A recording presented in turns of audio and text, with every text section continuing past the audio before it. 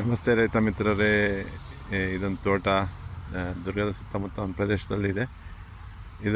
ಈ ತೋಟಕ್ಕೆ ಸ್ವಲ್ಪ ಸುಳಿ ರೋಗದ್ದು ಸ್ವಲ್ಪ ಕಾಟ ಇದೆ.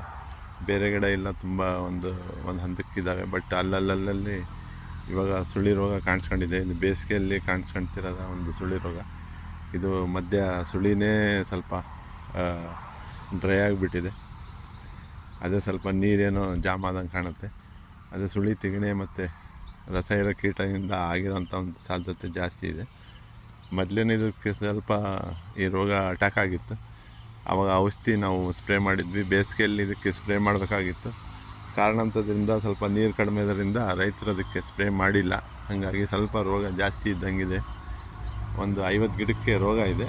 ಅದಕ್ಕೆ ಟ್ರೀಟ್ಮೆಂಟ್ ಮಾಡ್ಬೋದು, ಇಲ್ಲ ಎಲ್ಲ ಗಿಡಕ್ಕೂ ಒಂದು ಪ್ರಿಕಾಷನರಿ ಮೆಜರಾಗಿ ಒಂದು ಸ್ಪ್ರೇ ಮಾಡೋದ್ರಿಂದ ಈ ರೋಗನ ಕಂಟ್ರೋಲ್ ಮಾಡ್ಬೋದು. ಇಲ್ಲೂ ಈ ಕಡೆನೂ ಆಗಿದೆ, ಬಟ್ ಮತ್ತೆ ಸುಳಿ ಬರ್ತಾಯಿದೆ ವಾಪಸ್ಸು, ಮತ್ತು ಚಿಗುರು ಬರ್ತಾಯಿದೆ.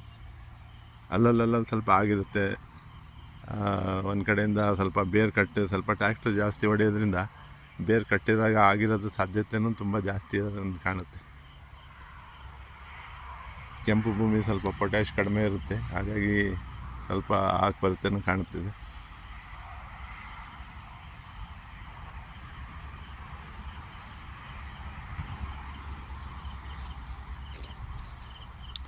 ಅದೇ ರೋಗ ನಿರೋಧಕ ಶಕ್ತಿ ಅಂದರೆ ಸ್ವಲ್ಪ ಪೊಟ್ಯಾಷಿಂದನೇ ಬರಬೇಕು. ಹಾಗಾಗಿ ಸ್ವಲ್ಪ ಕೆಂಪು ಭೂಮಿಯಲ್ಲಿ ಈ ರೋಗ ಸ್ವಲ್ಪ ಅತಿ ಹೆಚ್ಚಾಗಿ ನಾವು ಕಾಣ್ತಿದ್ದೀವಿ. ಆ ಕಡೆ ಸ್ವಲ್ಪ ಒಂದು 5-6 ಪ್ಲಾಟಲ್ಲಿ ಅದೇ ಟೈಪಲ್ಲಿ ನಾವು ಕಾಣ್ತಾ ಇದ್ದೀವಿ.